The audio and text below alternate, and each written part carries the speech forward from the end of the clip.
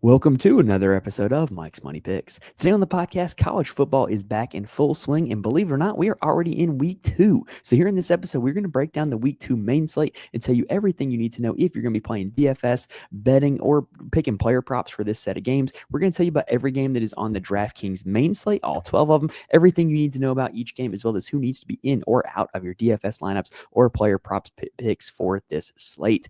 Now, this is a huge time of year for us. Our channel is growing a ton. We had the most views we've ever had on a YouTube video last week, and our subscriber count is growing. We're coasting in on 1,100. So if you have not subscribed already, please go ahead and subscribe. That way you can be with us for the rest of the college football season. Look, I've got a lot going on. I've got 2 kids under 2, one of whom's about to turn 2. I've got 2 high school sports teams I coach, but I can promise you guys I'll be here for every slate that I have the time to do the research for. I wouldn't put out a show if I hadn't done the research and felt that I was putting out a quality product. So if you're subscribed, you will know when all of those episodes drop. And also, like I said, this is a huge time of year for us.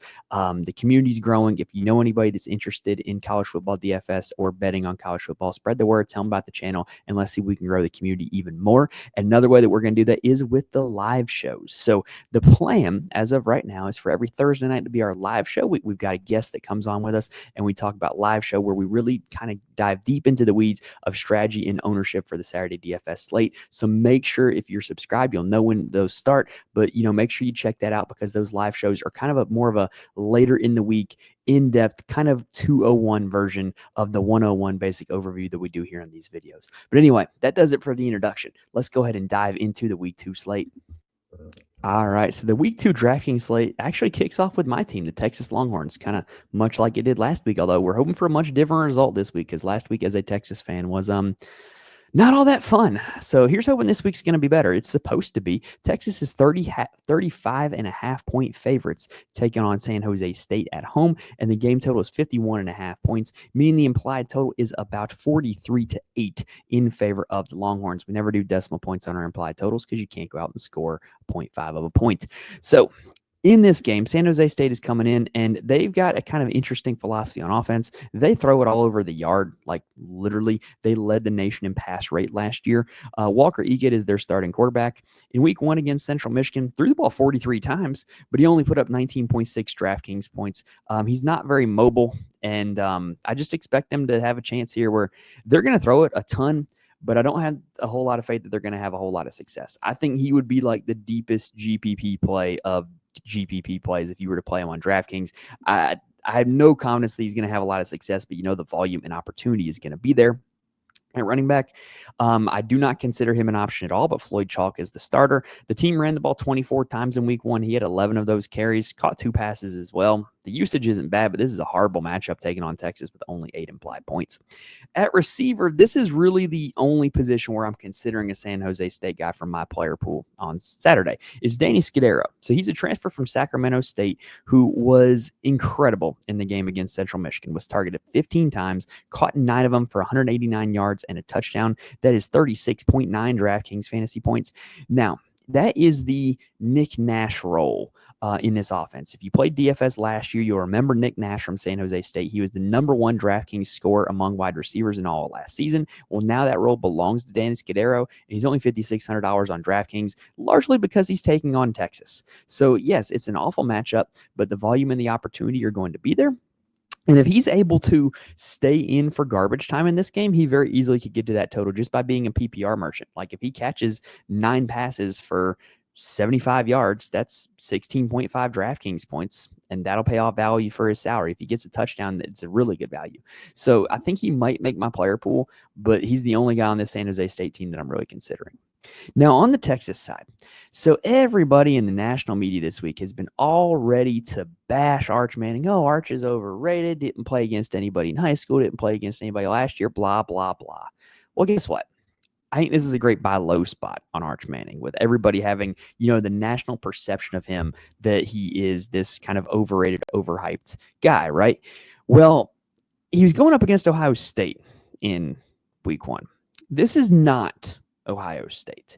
In that game against Ohio State, the team's pass rate was only 45%. That was quite low for a Sarkisian coach team, quite lower than I would have expected for a team quarterbacked by Arch Manning. But in that game, Arch Manning also had 10 carries, 27% of the team's total rushing attempts. So you've got a quarterback here in Arch Manning that is supposed to be really good, has a great matchup where his team's implied 43 points, and has a lot of rushing upside. And when you look at what he did last season, Arch started 3 games for Texas. Well, he came in relief of Quinn Ewers in the first quarter of UTSA, so I'm going to count that one. Those 3 games, he put up 36, 16, 33 DraftKings points. So 2 of those 3 games, which were not against good competition, I might add, were almost 4x value for this salary, right? Well, guess what? If you look back to last week, and we talked about this on our Sunday show, who was the quarterback that won everybody all the money last week in DraftKings? It was Gunnar Stockton.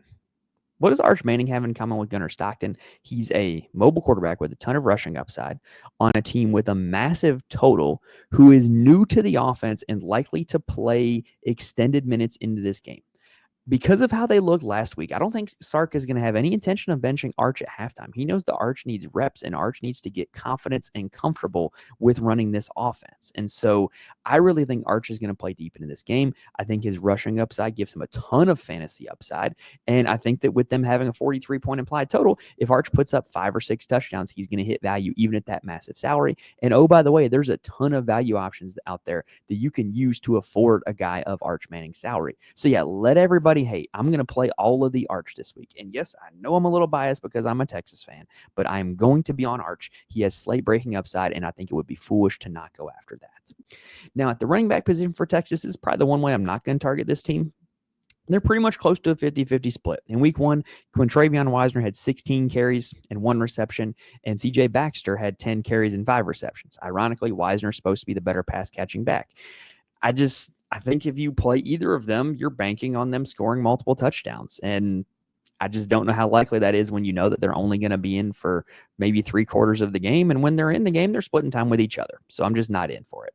At the wide receiver position, this is where it gets interesting for Texas. So Ryan Wingo actually led the team in week 1 with 8 targets. He just didn't turn it into a whole lot. 2 catches for 35 yards. Not great, but he really fits the role for what I believe Arch Manning is looking for in a number 1 wide receiver. A lot of the routes that Arch likes throwing are routes that Ryan Wingo is good at running. I think it's a good fit. I think he's got a ton of upside, even though the price tag is expensive. After him, DeAndre Moore's another starting receiver, but he only had 2 catches for 6 yards. Jack Indries actually, I thought, played quite well in the Ohio State game. I think that he's a little overpriced on DraftKings, though. And then the last guy we got to talk about is Parker Livingstone. So he scored Texas's only touchdown. 2 catches, 47 yards, and a touchdown. Good for 12.7 DraftKings points. That's pretty good, especially at a salary of $3,500. Emmett Mosley is banged up, not likely to play in this game. Parker Livingstone is already a backup, so they have no reason to sit him in this game early. So I think that Parker Livingstone has a ton of upside, especially at that salary of only $3,500. As long as Emmett Mosley continues to be out, Parker Livingstone is going to be a big part of my player pool.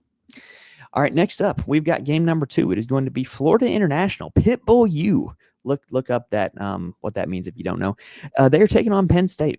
The spread in this one is even bigger than the last one. It's Penn State minus 41.5 points with a game total of 54.5 points. Y'all, this is a Saturday slate with 12 total games on it, meaning we get 24 total teams. You can totally X out some of these teams, and especially some of the positions on some of these teams. FIU, I think you can just X out the entire roster. But I'll talk about him anyways. That way you guys know everything you need to know. Keon Jenkins is a starter. Had 7.1 DraftKings points last year in his lone game against a P4 opponent. Not encouraging for this year going up against Penn State. At running back, Kajan Owens is their running back 1. Had 5.4 DraftKings points against their only Power 4 opponent last season. Not encouraging. Now, Florida International has had some successful wide receiver 1s in each of the last 2 years. You remember Chris Mitchell, you remember Eric Rivers, but it's really unclear who's going to have that role this season. They're all going up against Penn State. Going to pass. Perry, Dempson, McNeil are listed as the starters, but it's a hard pass for me. Look, I'm going to play plenty of these FIU guys on Tuesday nights in October, but I'm good while they're taking on Penn State. Speaking of Penn State, I think they're a pretty hard target as well. So Drew Allar last week only put up 14.7 DraftKings points against Nevada, and it was a similar game environment. This team just doesn't need him to do a whole lot in these games against inferior competition. I've complained for the last 2 years that Drew Allar is overpriced. The reason why he's priced up so high is because DraftKings takes into account team total and game total into their algorithm. And with Penn State being implied to score 48 points in this game, he's going to get priced up. But the problem is that he's not going to be responsible for scoring all 48 of those points, right? Like, I'm not into playing Drew Hauer. I think that statistically, which is what we're playing for in fantasy, he's just not it, right? There's just a difference between a guy being perceived as a good NFL prospect and a guy being perceived as a good DraftKings play. And Drew Hauer, good NFL prospect, bad DraftKings play. I think he's a bad Heisman bet too. Like he's currently at about 12-1 to win the Heisman, which means that if you bet $100 on Drew Hauer to win the Heisman, you lose $100. Next, let's talk about the running back position.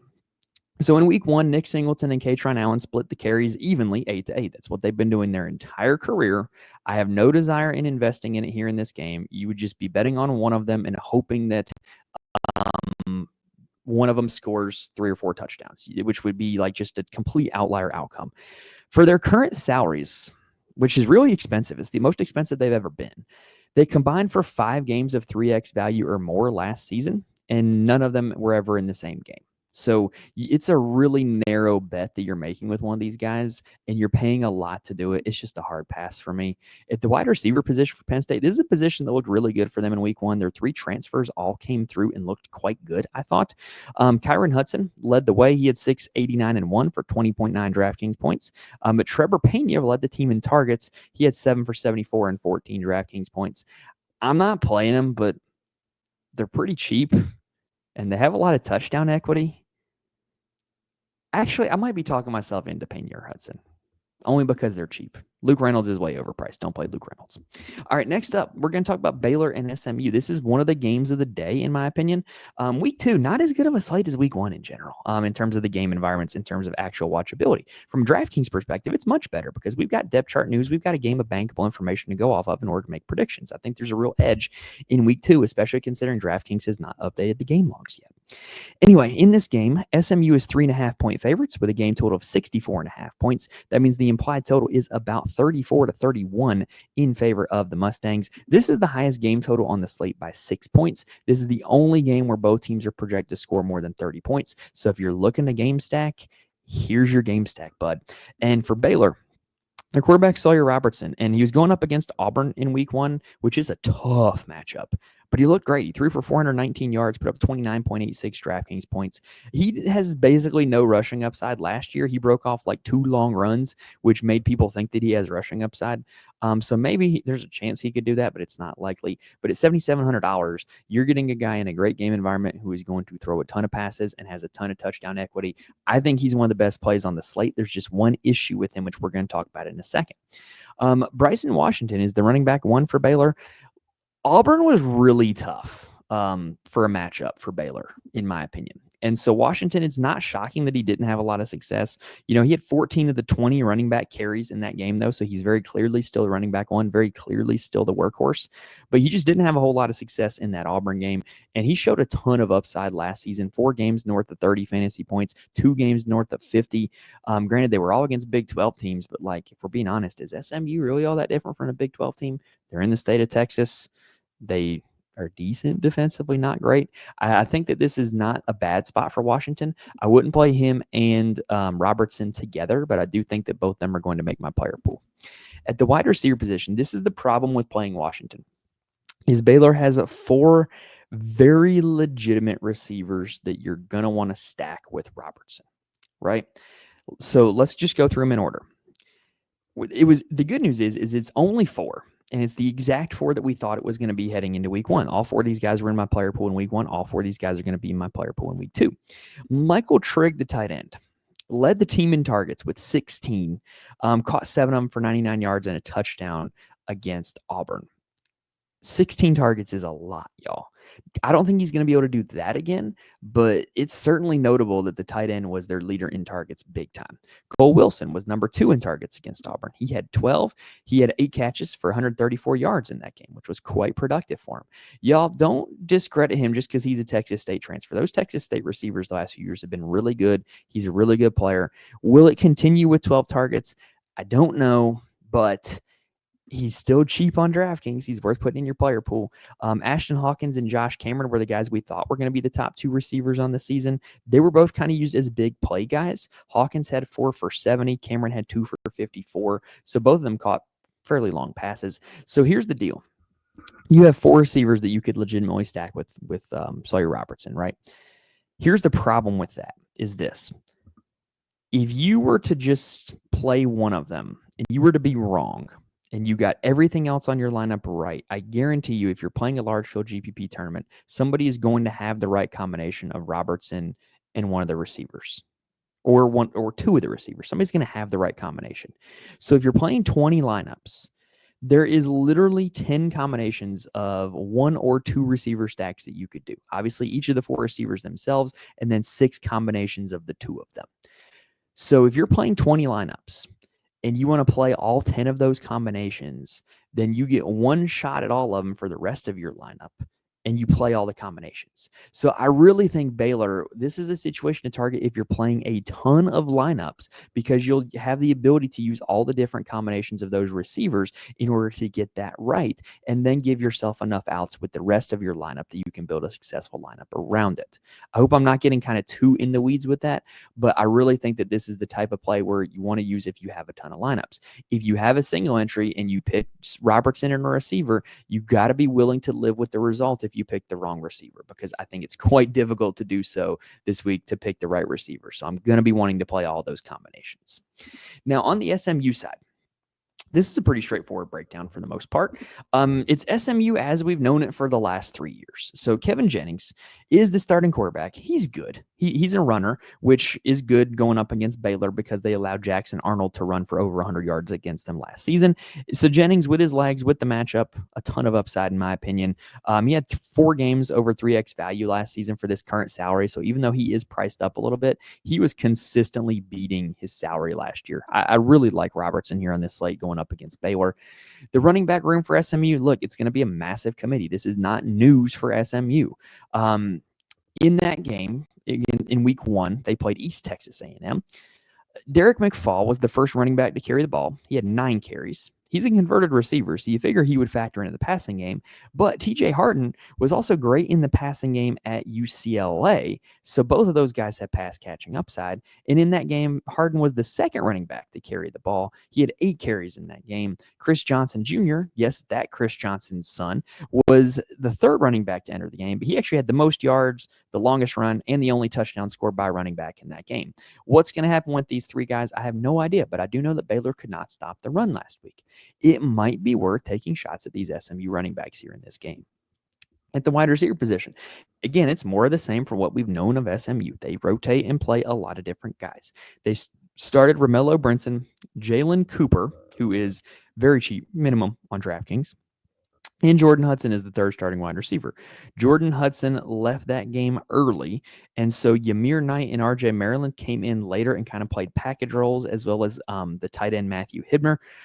In terms of total targets, Brinson led the team with 9. Jalen Cooper had 6. So those would probably be the guys that I would be looking for, but this is a really hard situation to predict. I do think you can play Jennings unstacked because of his rushing upside.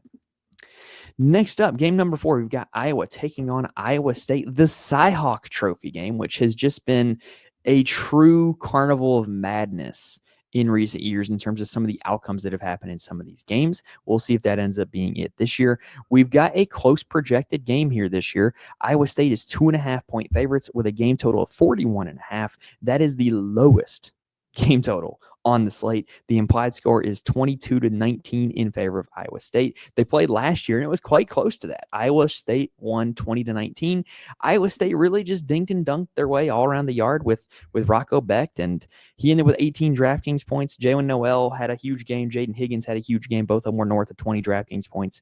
Iowa State couldn't run the ball. Iowa couldn't pass the ball, but Caleb Johnson for Iowa had 187 rushing yards and 2 touchdowns. Those were Iowa's only touchdowns. So how does that kind of shape things heading into this year? If both teams come in with the same game plan, then Mark Gronowski's not going to have a whole lot of passing success. And he didn't in week 1 either. He was apparently dealing with cramps against Albany, only ended with 15.8 DraftKings points in that game.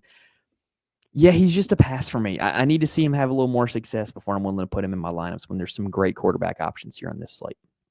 At running back, Kamari Moulton was the week 1 starter, and he is not listed on the depth chart for week 2. He got hurt in that game, so he is not expected to play in week 2. And so in the first game, Terrell Washington Jr. was the first running back to carry the ball after Moulton left the game. He was actually listed as a co-starter before the game, and he led the team with 15 carries in week 1. He's listed as the RB1 on the week 2 depth chart. So we have a starting running back for a team that generally has a lot of running success and a lot of rushing volume at 3,100. And now his backup, Xavier Williams, who led the team in rushing yards in week 1, actually, is going to be a 3K kind of minimum or committee mate. So I think that Terrell Washington Jr. certainly going to make my player pool and be a big part of it. And then if you're playing GPPs, I think Xavier Williams is worth a look as well. As everybody tries to go after Washington, you can scoop up some kind of leverage and ownership discount on Williams. Iowa receivers, yeah, bro, I'm not doing this. I'm not talking Iowa receivers. They have to earn it, right? They have to show me that they can actually competently use a wide receiver in the flow of their offense before I can talk about them. And I know some Iowa fans, sorry, Cam, but I'm not talking about Iowa receivers right now. At the quarterback position for Iowa State, they have Rocco Becht. He's played 2 games so far because they played in week 0, averaging 23 DraftKings points per game in those 2 starts. He has a little bit of rushing upside. My concern for him in this game is the offensive line for Iowa State has not been very good. They're going to have to dink and dunk their way around this one like they did last year, which is generally not a very high upside way to play the quarterback position for fantasy. The running back position, it is what it is. It's a 50-50 committee between Carson Hansen and Abu Sama. Through 2 games, Hansen's at 15 carries, Sama's at 17. It's a hard pass on both of them going up against Iowa. The wide receiver position, this is where it's really a mess for Iowa State so far this season. So believe it or not, their 2 most targeted players through 2 games are Burkle and Brahmer, who are the 2 tight ends, 10 targets apiece. Could that be the formula to beating Iowa? Possibly, because they can target these tight ends over the middle and avoid attacking the outside corners. I don't know. I'm not just super sold. Like that, they just feel like low upside plays to me.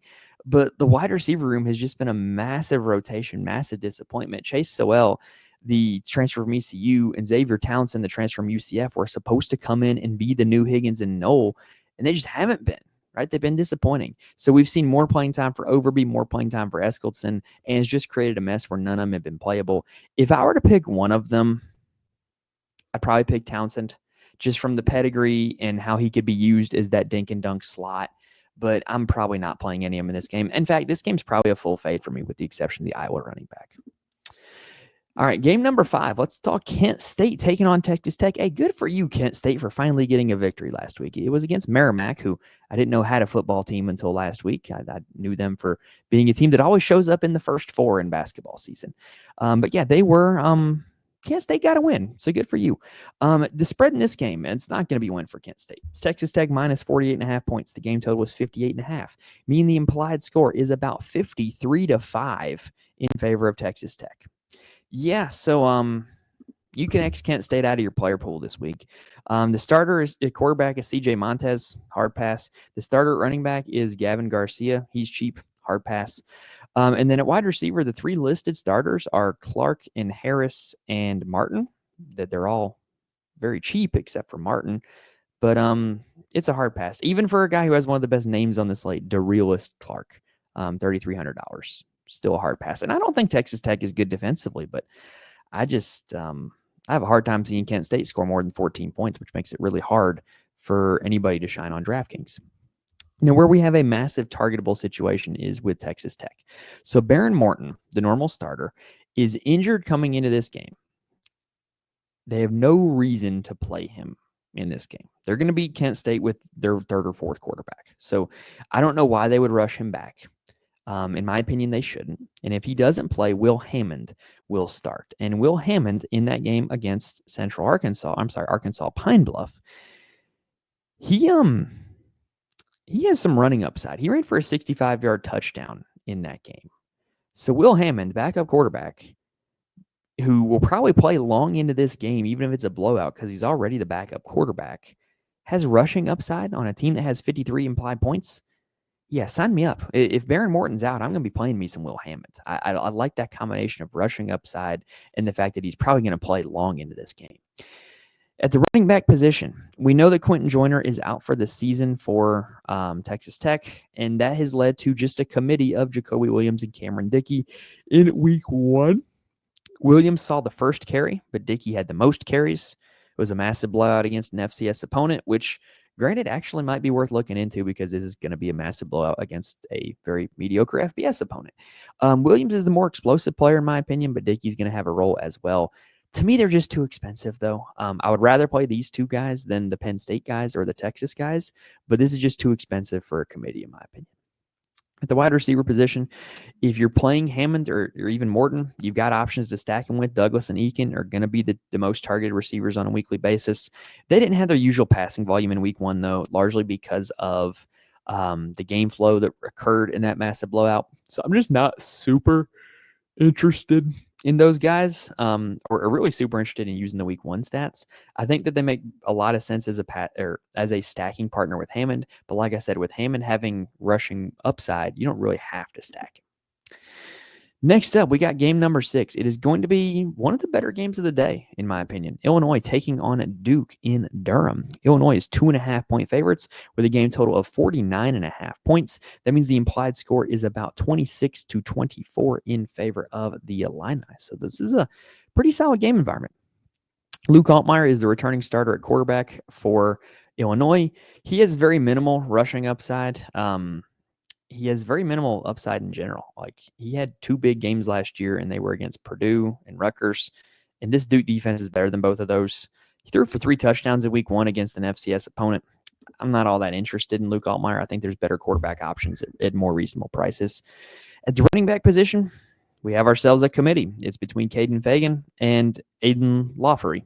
Lawfery ended with 9 carries. Fagan ended with 13, but Lawfery saw the first carry and was the only one who caught a pass. But Fegan, or is it Fegan or Fagan? I don't know. I need to watch an Illinois game with the sound on to know. But whether it's Fegan or Fagan, he did play on the first drive. So both these guys are going to play a lot.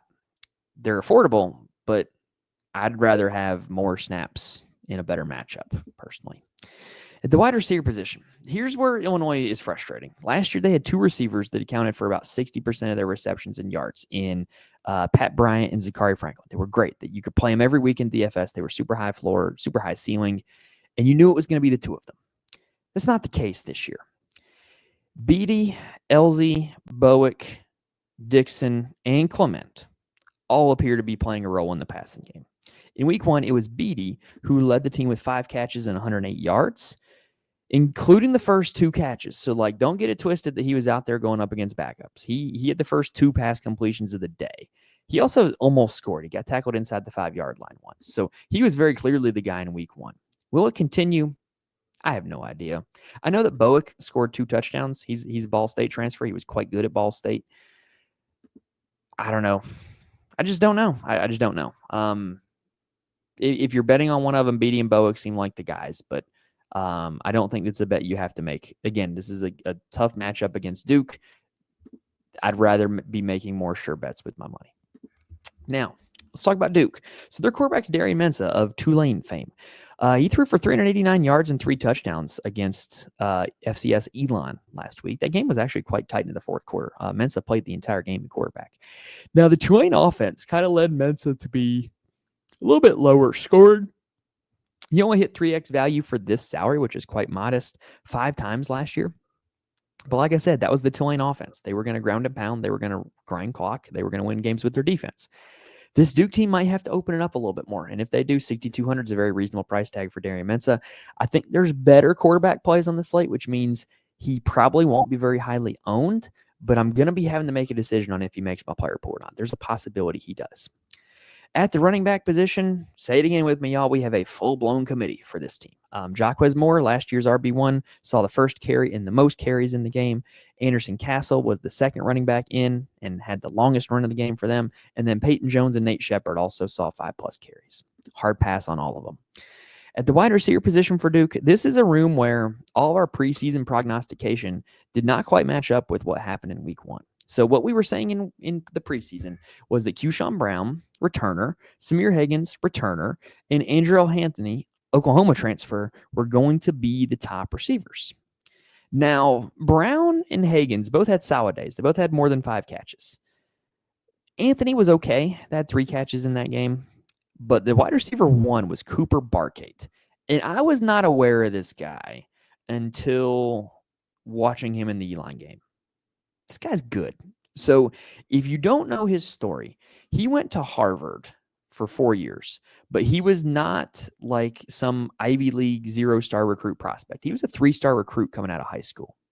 Chose to go to Harvard because academics, and obviously they're one of the best academic schools in the nation, and he got his degree from Harvard. The Ivy League does not allow does not allow graduates to play sports in their schools. Why? I don't know. It just seems like a dumb rule to me. So he had to find somewhere else to play football. And he went to Duke, which is also a quite prestigious academic institution. So the guy must be pretty smart. I don't know what his GPA is. I don't know what his major is.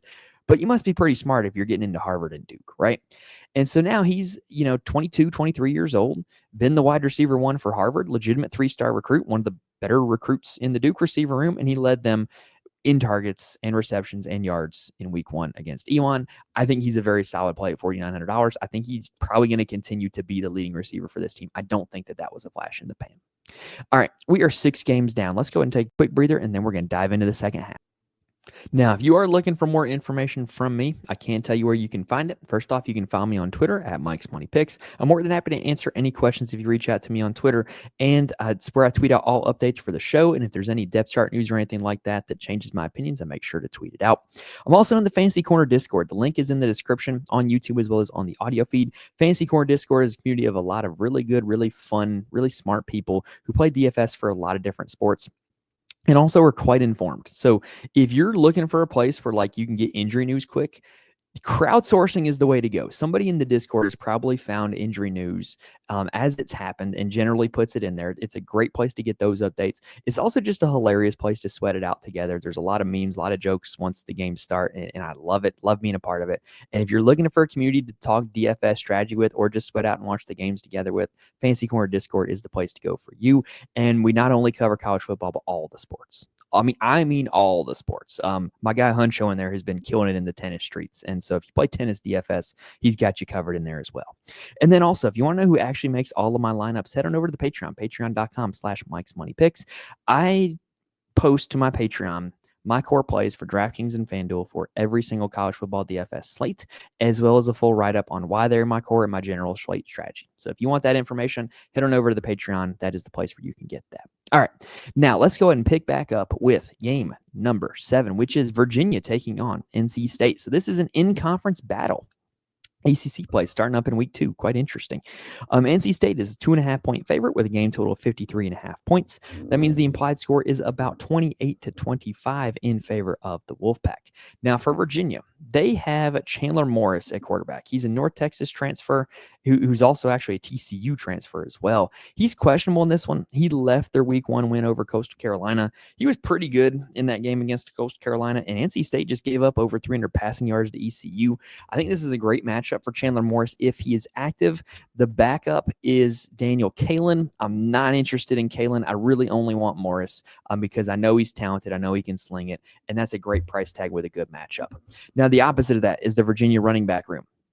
Full-blown committee. We've got Vaughn, Taylor, Brown, and Whaley all seeing 7+ carries in week 1, and NC State's defense didn't surrender 50 rushing yards to ECU. Hard pass on all those guys. At the wide receiver position for Virginia, Trell Harris was this expected wide receiver 1 at the start of the season. He wasn't bad. He had 5 targets, which is second on the team. Caught 3 of them for 93 yards. Not bad. But the leader was Cam Ross. He had 9 targets, caught 7 of them for 124 and a touchdown, 28.4 DraftKings points. He was great in that game. I don't think that was a flash in the pan. He's a JMU transfer who was pretty good there. And I think that this is a really good situation to target a ascending player at a $3,500 price tag that really makes a lot of the other expensive players on this slate work, like in a Baylor SMU stack or like being able to play Arch Manning or one of the expensive running backs. I really like the idea of playing Cam Ross in this game. And if you're looking to make this a little game stacky, I think this is a great situation to do that. This is one of the most stackable games on the slate. CJ Bailey for NC State is only 7,000, which is so much better than what he was in week 1. And in that week 1 game, he threw 318 yards and a touchdown, also added a rushing touchdown. 26.8 DraftKings points. That is almost 4x value salary for what he's currently at. And this Virginia defense, we do not expect to be any good. I think this is a great spot for CJ Bailey. He's going to make my player pool. At the running back position, I really like Hollywood Smothers. So in college football DFS, when you have a workhorse running back, play him. Like, workhorse running backs should make your player pool, even if it's a bad matchup, even if it's a bad game total. Workhorse running backs are what we target, because if we can just get guaranteed carries, sometimes they're going to pop off, right? And Hollywood Smothers is the true workhorse for NC State. He had 22 carries in week 1, turned into 20.6 DraftKings points. The running back 2 only had 4 carries. So if anybody's having any kind of running success against Virginia, it's going to be Hollywood Smothers. I'm going to be all over him at $6,500. I think it's a great price tag.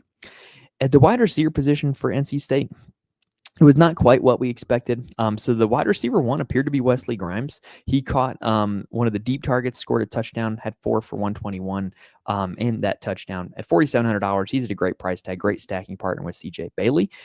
Interestingly enough, Teddy Hoffman is a freshman who ran 11 routes, but he was targeted on 6 of them and caught 5 of them for 93 yards. That's an insane rate. I don't know if that's sustainable, right? Like, is he going to continue to have a 50% target share when he's on the field? I don't know. Or is it a type of thing where they say, holy crap, he was really good when he was out there, we got to give him more snaps? I don't know what's going to happen, but he's only $3,200. If you're looking to play some game stacks or something like that, I could definitely see a worse argument for playing somebody. So I just think he's a very interesting play. I think if you're playing GPPs, he might be worth a look. The other situation we got to look into is Noah Rodgers and Terrell Anderson. They very much split snaps in this game. They're both really talented, really good players, but I'm not interested in part-time receivers at not reasonable price tags. All right, let's go ahead and take a look at the next game. It is UConn taking on Syracuse. Syracuse is 6.5-point favorites with a game total of 58.5 points, meaning the implied total is about 32 to 27 in favor of the Orange. So let's talk about UConn first. So UConn played an FCS opponent in week 1, Central Connecticut. There's not really a whole lot we can read from that, but they do return some starters. Joe Fagnano is the starting quarterback. He had 28 DraftKings points in that game. You look at what he did last year. I mean, he had one huge game against an FCS opponent, and the next best he had was a 23 DraftKings point performance against Buffalo. But Syracuse plays super fast, and there's a chance this game shoots out. So Fagnano might be an interesting GPP play. At the running back position, Cam Edwards is the starter. No surprise there. He was great. He's a workhorse. I really like Cam Edwards. I think $5,900, good price tag. Syracuse just got diced up in the run game by Tennessee. I think UConn could do a little bit of the same. Then at the wide receiver position for Connecticut, we know that Skylar Bell's their wide receiver 1, 4 for 135 and 32 DraftKings points in week 1. That's the guy you want to target. Only problem is I think he's a little too expensive. On the Syracuse side, Steve Angeli is the quarterback. Threw for 274 yards on 40 attempts against Tennessee. And look, this is not going to be the Tennessee defense they're going up against for UConn. I don't mind him at $6,800. I think he got a little touchdown unlucky in that game. He only threw for 1, does have 0 rushing upside. So I think there's better plays on the slate, which means he's probably not going to be very highly owned. But like I said about Fagnano, if you're looking to do like a GPP play, if you're looking to stack this game, I think he's worth a look. Now, for the running back position for Syracuse, everything I said about Hollywood Smothers for Yassine Willis. He's a workhorse. He had 23 carries, scored 3 times against Tennessee. That's not easy. The running back 2 only had 9 carries. Yassine Willis, 27 DraftKings points in that week 1 game. This is a guy you got to get in your player pool. You got to be targeting because he's a workhorse running back on a good offense that's going to run a lot of plays in a game environment that has a good total. There's just not enough good arguments I can make for Yassine Willis. The wide receiver position, here's where Syracuse got a little weird. Jonte Cook was their wide receiver 1 in that week 1 game, 6 for 58 and 1. 17.8 DraftKings points. Tight end Dan Villari was actually their second leading receiver in that game. Darrell Gill, the preseason expected wide receiver 1, caught 2 passes, and then you had 3 passes each from Justice Ross Simmons and Tyshawn Russell. I guess Cook will be the guy if I had to pick one. Maybe a buy low spot on Gill. I don't think people are going to go back to Gill, and I do think he was out on the field quite a bit. So, I don't know. That's a weird situation. If you're playing Angeli, you got to have him stacked, and I think Cook will be the guy to do that with. All right, next up, let's talk about Ole Miss taking on Kentucky. So Ole Miss is 10.5-point favorites in this game with a game total of 52.5 points. That means the implied score is about 31-21 in favor of the Rebels. Last year, these two teams played, and Kentucky won 20-17. Ole Miss really missed some opportunities. They had a red zone turnover, and they missed a field goal. They really should have won that game. Austin Simmons is the Ole Miss quarterback. He's at a really affordable price tag. He threw for 340 yards against Georgia State. This defense is going to be a little bit better than Georgia State, though. I actually think Kentucky's defense is pretty good. I think there is better options at cheaper salaries than Austin Simmons because I think that Kentucky matchup is no slouch. Like, Toledo's a really good MAC team, and the Kentucky defense really stonewalled them the entire game with basically no help from the offense. So I think Austin Simmons is probably a pass for me. I love Kawan Lacey, though. He's another workhorse running back, had 16 carries in that Georgia State game, was the only one who got into double digits, and that game was over at halftime. So really, when the starters were in, it was Kawan Lacey. $5,300, great price tag for that. Yes, I get the matchup is a little bit tougher on paper, but I think he's in a really good spot with how much of a workhorse he was in week one. The wide receiver position is where this team totally flipped their preseason expectation. So Caden Lee and DeJon Stribling were the expected top two receivers. Caden Lee caught only 2 passes.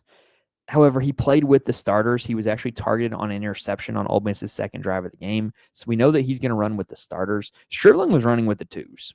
So Stribling is a hard pass for me this week. Harrison Wallace, who's a Penn State transfer who was much maligned in his time there.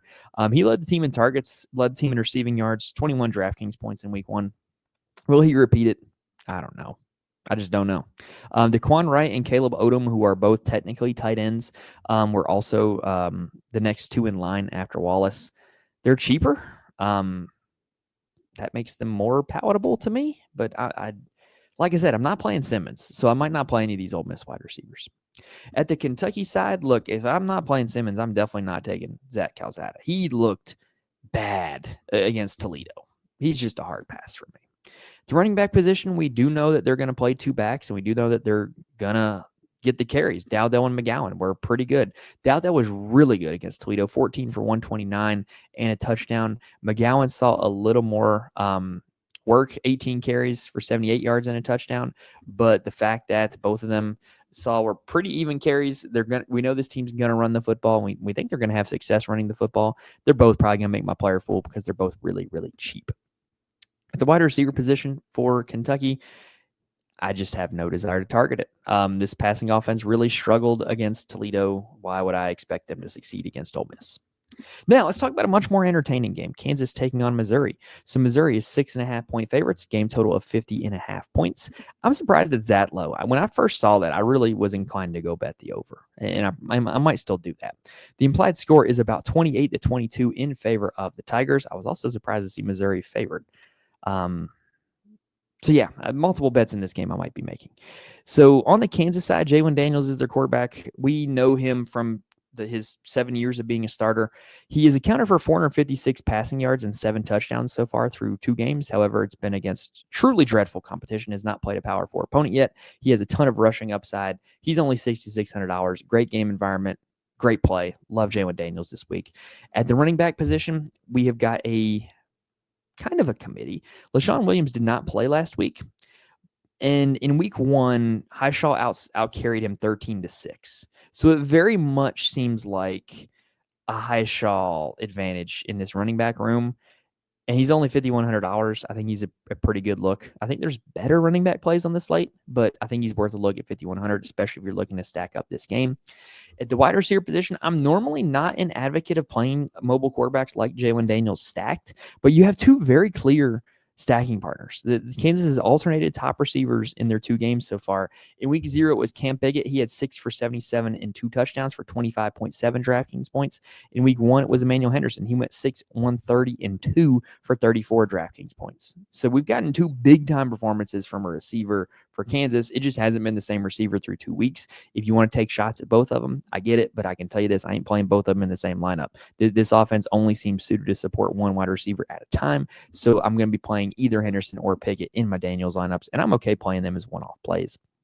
On the Missouri side, we've talked about all slate how there's better quarterbacks at better price tags than a lot of the guys that I've been saying. Yeah, one of them's Bo Perbula. He's a transfer from Penn State, has a ton of rushing upside, ran for 65 yards and 2 touchdowns in their week 1 game. He was actually competing for the starting job heading into that game, but Sam Horn got injured, and so Perbula wins it by default. He's a great look at $6,100. I just can't say enough about how I think in a points per dollar basis, he's going to look like a really good projection. He's a really good play. He makes a lot work with the rest of your lineup. Really like Bo Perbula this week. At the running back position, Missouri is I'm not going to say it again, but it's a committee. And we've got Ahmad Hardy and we have got Jamal Roberts as the 2 guys in that committee. They were listed as co-starters, and Hardy saw 10 carries and scored a touchdown. Roberts saw 8. So the discrepancy in price tag is not indicative of their role in the offense discrepancy. Hardy's up there at 7,000. Roberts is down there at 3,400. I'm inclined to lean Roberts just because of the price tag, but I don't know. We'll see. I might not get to him because, like I said, there's a few other cheap running backs that I played, the Kentucky guys and the Iowa guys. At the wide receiver position, I really do like Kevin Coleman. I was in on him a ton in best balls at the start of the season. He led the team in targets in week 1, but he was actually 3rd in yards. He was behind the other 2 starters, Marquise Johnson and Joshua Manning. They're a little cheaper. To me, all 3 of those guys are in play. And if you like Perbula, I'm probably going to be playing Perbula stacked. And I think that one of Johnson, Coleman, and Manning is definitely worth a look as a stacking partner. Next up, we've got Oklahoma State taking on Oregon. And this is another one of those games where I think you could just take a big red X through one of the teams playing in it. I have no desire to play anybody on Oklahoma State this week because they're 28.5 point underdogs. The game total is 56.5. The implied score is about 42-14 in favor of the Ducks. The quarterback position, House Haney got hurt in week 1. He is now out. Zane Flores then wins the quarterback battle by default. They were competing for it heading into that game. Zane Flores threw for 130 yards against an FCS opponent, and he has no rushing upside. Well, what is he good for? I don't know. Not going to be playing him. At the running back position, Oklahoma State listed 5 running backs as or starters on the depth chart in week 1. Yeah, that's a full-blown committee. The only guy that saw double-digit carries was Caleb Hicks. He did have 22 of them, but going up against that Oregon defense and still listed as an or starter, it's a hard pass for me. The wide receiver position, they had Fitzpatrick, Jackson, and Davis listed as the starters, but none of them really stood out, and multiple backups such as Davis and Freeman, Rigby and Freeman were near the top of the receiving yards list. So I'm just not interested in this Oklahoma State team. On the Oregon side, I think this is a hard sell too. They're going to score points, but we just don't really know how they're going to score points. So Dante Moore had like a typical Dylan Gabriel game for last year that we saw out of him quite a bit, which was very efficient, minimal passing yards, high amount of touchdowns, minimal rushing upside. And at $8,500, that's not going to cut it. There's other quarterbacks I'd rather play. At the running back position, here's what's really interesting. Noah Whittington was the first running back out last week, as opposed to Mekhi Hughes, who was the expected running back 1. Mekhi Hughes only had 1 carry. He is a hard cross out of my player pool this week because of that. Noah Whittington led the team in carries and yards, 10 for 68 and a touchdown. Yeah, that's not going to cut it in terms of like winning you a GPP, but he's only $5,500. And who's to say he won't get 2 or 3 touchdowns this week? So Noah Whittington might make my player pool. Mekhi Hughes will not. At the wide receiver position, Alabama transfer Malik Benson led the team in targets. He went 5 for 55 and 1 in week 1. It's pretty encouraging. After that, it's what we saw from Oregon a lot last year. They were spreading the wealth for multiple guys because they knew that they could do whatever they wanted against a very inferior opponent. And DeCorian Moore and Kenyon Sadiq, those are the 2 guys who are going to figure as the best offensive weapons for them as the year goes on. Will they explode for a big game in this one? I don't know. I mean, they have a ton of touchdown equity with an implied 42-point total, but you also have to pay a pretty penny to get it. So I'm just not really all that interested in the Oregon offense. Maybe Noah Whittington, but not really anybody else. Last game of the day is going to be South Florida taking on Florida. I like this game. I think this is like a sneaky good game. So Florida is 17.5 point favorites. Game total is 54.5 points, meaning the implied score is about 36-18 in favor of the Gators. And on the South Florida side, they've got a quarterback that I like a lot. Sorry for the yawn, y'all. It's almost midnight here on the East Coast. I like Byron Brown. I like Byron Brown a lot. So 2 years ago, Byron Brown averaged about 28 DraftKings points a game. Dual threat in an up-tempo offense that throws it a ton. Like, yes, please. Like, this is the archetype of somebody who scores a lot of fantasy points. Against Boise in week 1, he had 24.7 DraftKings points. I calculated that on my own because he wasn't on a main DraftKings slate. And 16 of that was with his legs. So he just has a ton of upside with what he can do with his arm and his legs. 6,700, super reasonable price tag.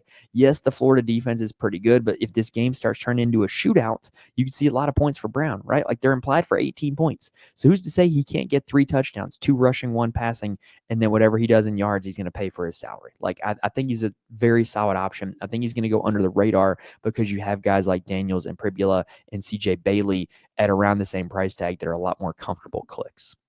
At the running back position, not really interested because these guys get vultured by Byron Brown's rushing touchdowns. But Cartavius Norton, the Charlotte transfer, go Niners, was the running back 1 last week, but he only carried the ball 7 times for 15 yards. But he did score. But he got vultured by Byron Brown, and I'm just not interested in that going up against a Florida defense. I wouldn't typically argue that you wouldn't have to stack a quarterback like Byron Brown, but the good news is that in week 1, so much of their passing offense was condensed around 2 guys that I think you can argue to play either of them. You've got Keyshawn Singleton and then the Tennessee transfer Chaz Nimrod, a favorite of the Fantasy Corner Discord, by the way. And these 2 guys combined for about 190 yards when the team threw for about 250. So you had a huge share of the receiving yards between those 2 guys. It very much inclines me to believe if you're playing Brown or even not playing Brown, those 2 guys are worth it as one-off plays. Which one will it be? I don't know. They were about even in week 1. They were both around 90 yards, but they're both worth a look. And it's just a super condensed offense, which is really good for fantasy. Next up, let's talk about Florida. So they beat an FCS opponent in week 1, Long Island University, the Sharks. 55-0. Hard to really learn anything from that. DJ Lagway, like, people are going to play him this week. Man, I'm not sold. And this is kind of what I was saying with Auer. Lagway is a great prospect. He's going to be a good NFL quarterback one day. I have a feeling about that. But in DFS right now, I'm just not in for it. You look at his game log, and he never topped 18 DraftKings points against a FBS opponent last year. And he's up here at $7,200. So you need at least 22 to hit 3x value. That's what he did last year's not going to cut it, y'all. He's going to have to develop. He's going to have to do something big. And he doesn't come with a lot of rushing upside. So you would need him to throw for 3-4 touchdowns. And it's just not something he does very often. So I don't know about Lagway. He's going to be popular. He might be chalk that I might end up fading. At the running back position for Florida, I do like me some Jaden Ball because, say it again, he is a workhorse. And when you can play workhorses in college football, you do it. In week 1 against Long Island, he only carried the ball 9 times, but he still got to 100 yards. Was really good. And when the starters were in, he was in. He's worth a lug at 6,200 in this environment. And then the wide receiver position. So Eugene Wilson, I would like to nominate this for the stat line of the year in week 1 for Eugene Wilson. He caught 5 passes in week 1 for -4 yards and 1 touchdown. How that is possible, I have no idea. I was not watching that game. But 5 catches for -4 yards and a touchdown. That's a truly incredible stat line. He led the team in targets. He's their wide receiver 1. If you're playing Lagway, you got to play him stacked with Wilson. The other receivers that ran with the starters were Varnell Brown and Livingston and Sturdivant. Those guys all played with the starters. Yeah, I'm not really feeling it, though. I'm probably not going to be playing a lot from this offense. But yeah, that is going to do it for the Week 2, Saturday main slate. Broke down all 12 games, told you exactly what you needed to know. So like I said, for the rest of the week, likely going to be covering the Friday night slate tomorrow night.